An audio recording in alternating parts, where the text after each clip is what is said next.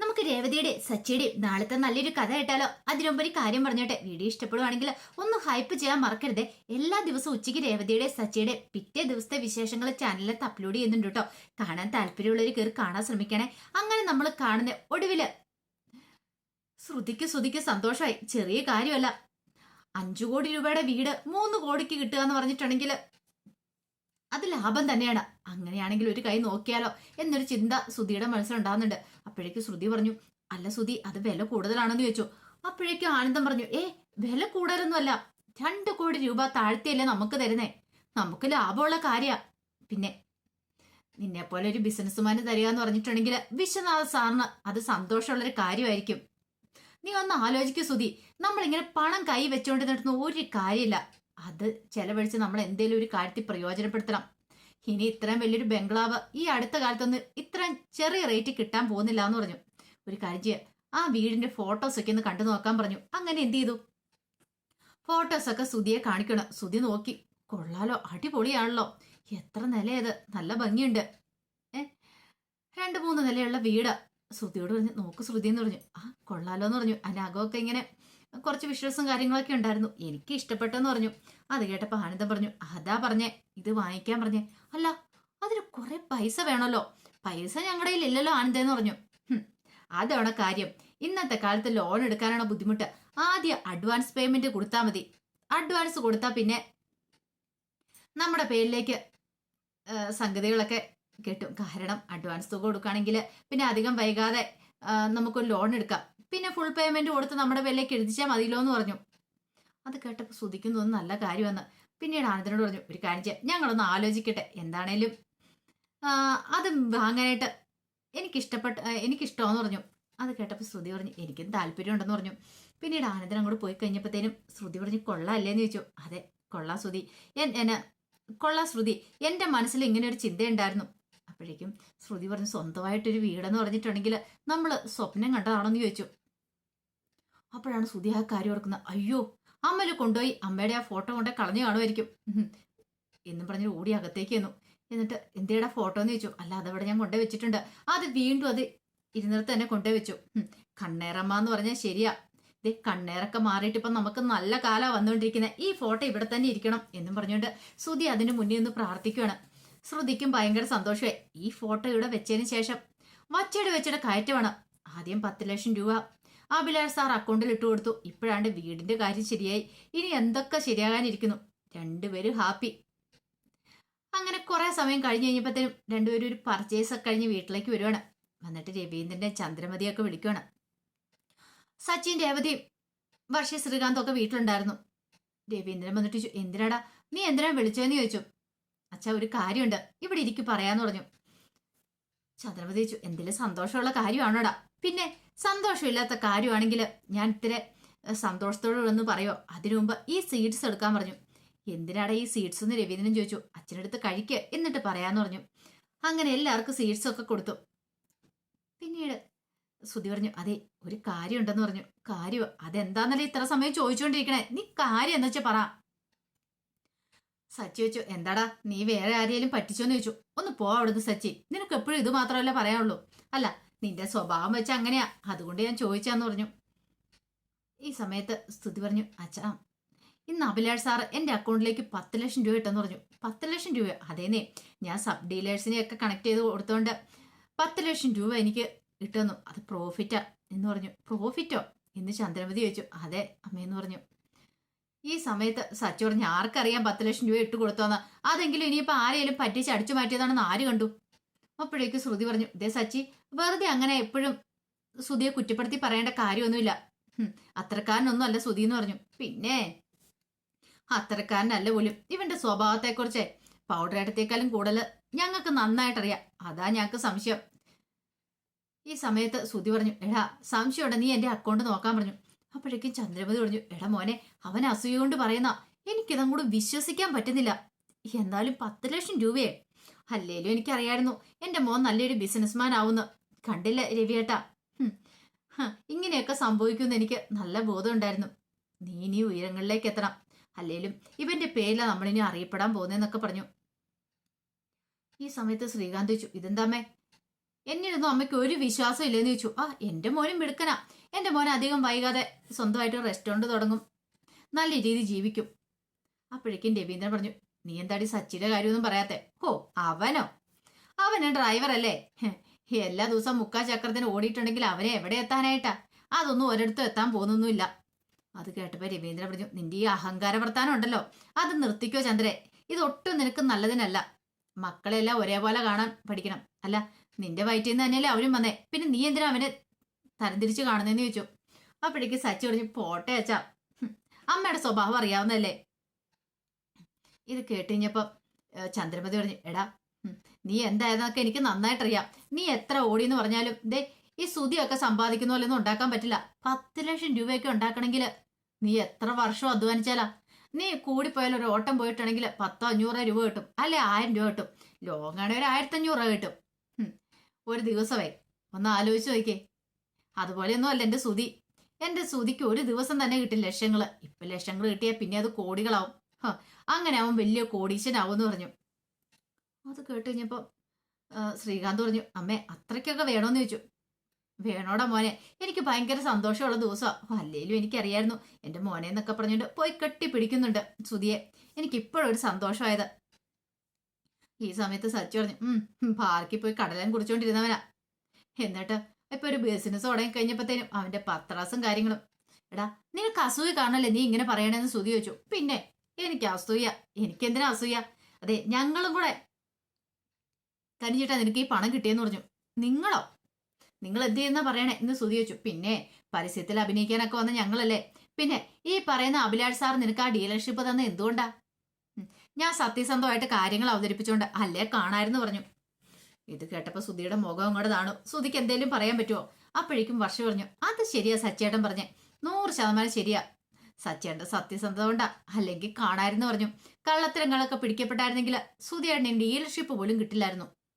അത് കേട്ടപ്പോ ചന്ദ്രമതി പറഞ്ഞു, എന്റെ മോന് കിട്ടാനുള്ളതാണെ കിട്ടും, അതിനിപ്പോ ആരൊക്കെ എന്തൊക്കെ പറഞ്ഞാലും കിട്ടൂന്ന് പറഞ്ഞു.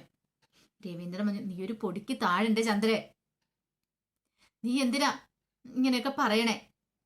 ഒരു നല്ല കാര്യം പറഞ്ഞപ്പോ അത് അംഗീകരിക്കാൻ പറ്റില്ലെന്ന് ചോദിച്ചു. പിന്നെ നല്ല കാര്യം ഇതല്ലേ വലിയ നല്ല കാര്യം. അല്ലെങ്കിൽ നിനക്ക് സച്ചി ഒരു നല്ല കാര്യം ചെയ്യുന്ന പറയുമ്പോ നിനക്കത് ഒട്ടും അംഗീകരിക്കാൻ പറ്റില്ലോ എന്നൊക്കെ പറഞ്ഞ് ചന്ദ്രമതിയെ കുറ്റപ്പെടുത്തുകയാണ്. അപ്പോഴേക്കും സ്തുതി പറഞ്ഞു, പിന്നെ ഒരു സന്തോഷമുള്ള വേറെ കാര്യം കൂടെ ഉണ്ടെന്ന് പറഞ്ഞു. എന്താടാ മോനെന്ന് ചന്ദ്രമതി ചോദിച്ചു. അമ്മേ, ഞാനൊരു വീട് വാങ്ങാൻ പോവാ. വീട് വാങ്ങാനോ? അതെ, ഹിൽ ടോപ്പിന്റെ അവിടെ ഒരു വീടുണ്ട്. എന്റെ ഫ്രണ്ട് ആനന്ദന അത് പറഞ്ഞത്. 5 കോടി രൂപയാ വീടിന്റെ വില എന്ന് പറഞ്ഞു. 5 കോടിയോ എന്ന് ചന്ദ്രമതി ചോദിച്ചോണ്ട് ചാടി എഴുന്നേക്കുവാണ്. എനിക്ക് വിശ്വസിക്കാൻ പോലും പറ്റുന്നില്ലടാ മോനെ എന്ന് പറഞ്ഞിട്ട് പോയി കെട്ടിപ്പിടിച്ചു. എടാ, 5 കോടി രൂപയുടെ വീട്! നമ്മുടെ ഈ വീട് പോലെ ലക്ഷങ്ങളോ വരത്തുള്ളൂ. 5 കോടിയുടെ വീട് നീ വാങ്ങാൻ പോണ? അതേമേ എന്ന് പറഞ്ഞു ചന്ദ്രമതിയുടെ കാര്യങ്ങളൊക്കെ വിസ്തരിക്കണം. അത് കേട്ട് കഴിഞ്ഞപ്പോഴത്തേനും സച്ചു ചേടാ, 5 കോടി രൂപയ്ക്ക് നിനക്ക് എവിടെ നടാ പണം? പണമൊക്കെ വരും.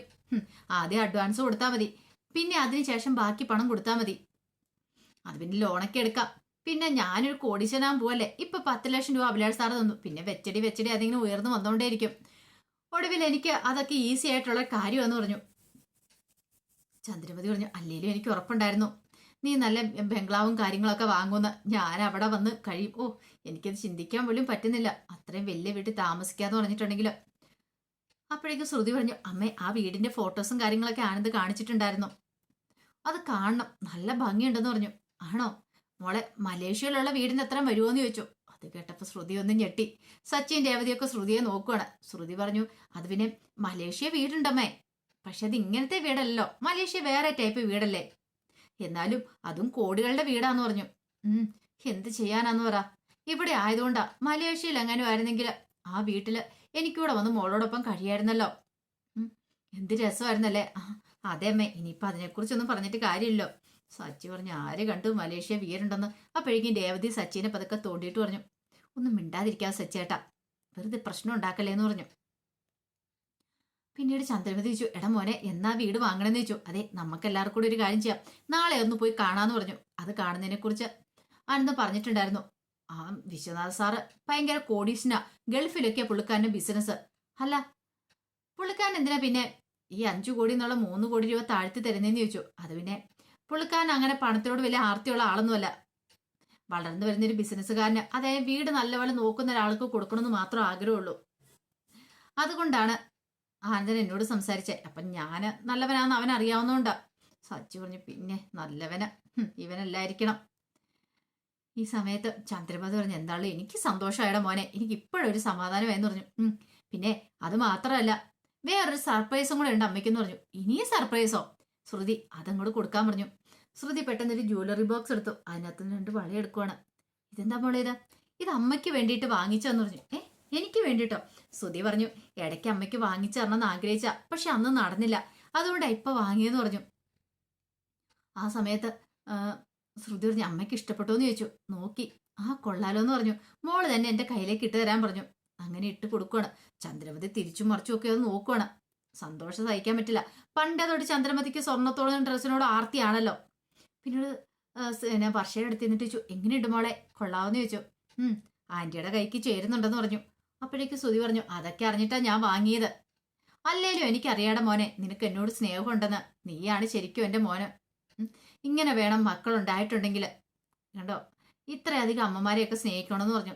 അത് കേട്ടപ്പോൾ സച്ചു ചോദിച്ചു, എന്താടാ നീ അച്ഛന് വേണ്ടി ഒന്നും വാങ്ങിയില്ലേന്ന് ചോദിച്ചു. ഞാൻ വാങ്ങിയിട്ടുണ്ട്. ഇന്നാളത്തെ പോലെ തോർത്തുമുണ്ടാണോന്ന് ചോദിച്ചു. അത്രയ്ക്ക് നീ കളിയാക്കൊന്നും വേണ്ട.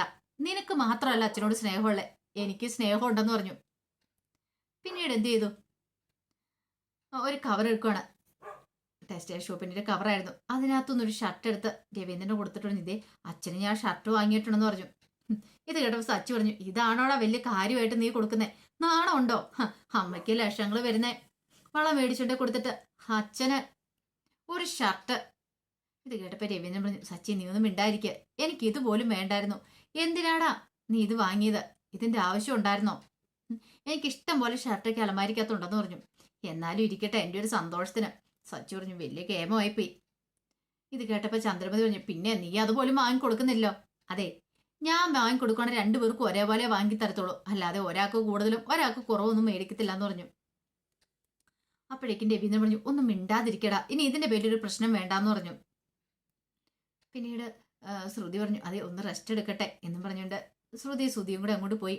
ആ സമയത്ത് രേവതി എന്ത് ചെയ്തു, ടെറസിലേക്ക് അങ്ങോട്ട് പോവാണ്. രേവതിക്ക് എന്തോ വല്ലാത്തൊരു ബുദ്ധിമുട്ടും കാര്യങ്ങളൊക്കെ തോന്നുന്നുണ്ടായിരുന്നു. കുറച്ച് കഴിഞ്ഞപ്പോൾ രേവതിയെ കാണാതെ വന്നു കഴിഞ്ഞപ്പോ സച്ചി ടെറസിലേക്ക് നീ ഇവിടെ വന്ന് നിൽക്കുവാണോ? നീ ഇതെന്താ ചുടുകട്ടയൊക്കെ എണ്ണി നോക്കുവാണോന്ന് ചോദിച്ചു. ഒന്നുമില്ലാന്ന് പറഞ്ഞു. എനിക്ക് മനസ്സിലായി നീ ആലോചിക്കുന്ന എന്താന്ന്. ഇന്നലെ ബിസിനസ് തുടങ്ങിയ സുതിയാണ്ടെ 3-4 കോടി രൂപയുടെ വീട് വാങ്ങാൻ പോന്നു. ഇത്രയും കാലമായിട്ട് സച്ചേണ്ണു ഒരു മുറി പോലും പണിയാൻ പറ്റുന്നില്ലെന്നല്ലേ അതിലെ നീ ആലോചിച്ചോണ്ടിരുന്നേന്ന് ചോദിച്ചു. അതിന് പോലും കൊള്ളാത്തവനെന്നുള്ള ചിന്തയല്ലേ? അത് കേട്ടപ്പോ രേവതി പറഞ്ഞു, എന്ന് സച്ചേണ്ണോട് ആരാ പറഞ്ഞെന്ന് ചോദിച്ചു. അല്ല നീ അതല്ലേ നിന്റെ മനസ്സിലെ? അതൊന്നും അല്ല സച്ചേട്ടാ. പിന്നെയോ? അല്ല ഞാൻ ആലോചിക്കുമായിരുന്നു, ഒരു പക്ഷെ അവര് വീട് വാങ്ങി കഴിഞ്ഞിട്ടുണ്ടെങ്കിലേ അമ്മ ചിലപ്പോ ആ കൂടെ അങ്ങോട്ട് പോകും. അപ്പൊ അച്ഛനും ചിലപ്പോ പോയില്ലേ? അത് കേട്ടപ്പോഴാണ് സച്ചി അതിനെക്കുറിച്ച് ചിന്തിക്കുന്നത്. അയ്യോ, ഞാൻ അതിനെക്കുറിച്ച് ചിന്തിച്ചില്ല എന്ന് പറഞ്ഞു. അമ്മ എന്താണെങ്കിലും അച്ഛനെ ഇട്ടിട്ട് പോകത്തില്ല. അപ്പൊ അച്ഛനെ കൂടെ വിളിക്കില്ലേ? അച്ഛനും കൂടെ പോയിട്ടുണ്ടെങ്കിലോ? നമ്മളെല്ലാരും സച്ചേണ്ണും ആഗ്രഹിക്കുന്ന ഒരു കാര്യമല്ലേ, എല്ലാവരും എപ്പോഴും ഒരുമിച്ച് ഒരു വീട്ടിൽ കഴിയണമെന്ന്. അച്ഛനും അമ്മയും ഇല്ലാതെ സച്ചേണ്ണൻ ഇവിടെ ഇരിക്കാൻ പറ്റുമെന്ന് ചോദിച്ചു. അത് ശരിയാ, ഒന്നൊരു കാര്യം ചെയ്യാം, ഇപ്പൊ തന്നെ ഞാൻ സുധിയോട് പറയാം വീട് വാങ്ങണ്ടെന്നുള്ള കാര്യം, അതാ നല്ലത്. അപ്പോഴേക്കും രേവതി പറഞ്ഞു, ഇതാ സച്ചേണ്ണൻ എടുത്തുചാട്ട സ്വഭാവം എന്ന് പറഞ്ഞേ. സച്ചേണ്ണൻ അത് എന്ന് പറഞ്ഞിട്ടുണ്ട്, സുധിയൊക്കെ എന്ത് വിചാരിക്കും? അസൂയ കാരണം പറയണമെന്ന്. ഇനി അടുത്ത പ്രശ്നം അതായിരിക്കും. അമ്മയുടെ സ്വഭാവം അറിയാലോ, അമ്മ വെറുതെ ഇരിക്കുവോ? നമുക്ക് അസൂയ കാരണം പറയണമെന്ന് പറയുള്ളൂ, എടുത്ത് ചാടി ഒന്നും തീരുമാനിക്കണ്ടെന്ന് പറഞ്ഞു. പിന്നെ എന്താ, അത് സംഭവിക്കാനുള്ളത് സംഭവിക്കട്ടെ, എന്താന്ന് വെച്ചാൽ നമുക്ക് നോക്കാം. അല്ല, നമ്മുടെ ജീവിതത്തിൽ ഓരോന്നും സംഭവിക്കുന്നേ എല്ലാം നല്ലതിനാന്ന് പറയും. എൻ്റെ അച്ഛനും അമ്മയൊക്കെ എപ്പോഴും എന്നോട് പറയാറുണ്ടായിരുന്നു, എല്ലാം നല്ലതിന് വേണ്ടിട്ടാന്ന്. ചിലപ്പോൾ ഇതും അതിനു വേണ്ടി തന്നെ ആയിരിക്കും. അപ്പോഴേക്കും സച്ചി പറഞ്ഞു, അതെ, ഞാൻ കാർ ഓടിച്ചോണ്ട് പോണ സമയത്ത് വഴിക്ക് വെച്ച് ഒരു സാമജിയെ കണ്ടായിരുന്ന ഒരു ഓട്ടം പോണ സമയത്ത് സാമജി എന്നോട് പറഞ്ഞു, എൻ്റെ ജീവിതത്തിൽ സംഭവിക്കുന്ന എല്ലാം നല്ലതിന് വേണ്ടിട്ടാന്ന്. അങ്ങനെ അങ്ങോട്ട് വിശ്വസിച്ചാൽ മതി തൽക്കാലത്തേക്ക്, എന്താ വരുന്നതെന്ന് വെച്ചാൽ നമുക്ക് അവിടെ വെച്ച് കാണാന്ന് പറഞ്ഞു. അത് കേട്ടപ്പോൾ സച്ചി പറഞ്ഞു, അത് ശരിയല്ലേ, നിനക്ക് ഇത്രയ്ക്ക് ബുദ്ധിയൊക്കെ ഉണ്ടായിരുന്നില്ലേ? എങ്കിൽ പിന്നെ എനിക്ക് ഉമ്മ തരാൻ പറഞ്ഞു. എന്താ പറഞ്ഞേ? ഒരു ഉമ്മ തരാൻ? പിന്നെ ഇവിടെ നിന്നിട്ട് ആരെങ്കിലും കാണുമെന്ന് പറഞ്ഞു. പിന്നെ കാണട്ടെ, ഞാൻ എൻ്റെ ഭാര്യയ്ക്കല്ലേ ഉമ്മ കൊടുക്കുന്നത്, നാട്ടുകാർക്കൊന്നും അല്ലെന്ന് പറഞ്ഞു. ഒന്ന് പോ സച്ചേട്ടാന്ന് പറഞ്ഞു. രേവതി അങ്ങോട്ട് ഇറങ്ങാൻ തുടങ്ങുമ്പോൾ സച്ചി ആ കയ്യേലേക്ക് അങ്ങോട്ട് പിടിച്ചു വലിച്ചു. അങ്ങനെ അങ്ങോട്ട് പോവല്ലേന്ന് പറഞ്ഞു. പിന്നീട് നെഞ്ചോട് ചേർത്ത് പിടിക്കണം. അപ്പോഴേക്കും രേവതി ഒരു ഉമ്മ കൊടുത്തിട്ട് സച്ചിയുടെ കൈ വിടുവെച്ച് ഇറങ്ങി ഓടുവാണ് താഴേക്ക്. അപ്പൊ അതിന്റെ വിശേഷങ്ങളൊക്കെ നമ്മൾ കാണുന്നത്. ആ വിശേഷങ്ങളൊക്കെ ആയി നമുക്ക് എല്ലാവർക്കും കാത്തിരിക്കാം കേട്ടോ. ഒരിക്കൽ കൂടി എല്ലാവർക്കും ശുഭദിനം നേർന്നുകൊണ്ട് നിർത്തുന്നു. നന്ദി.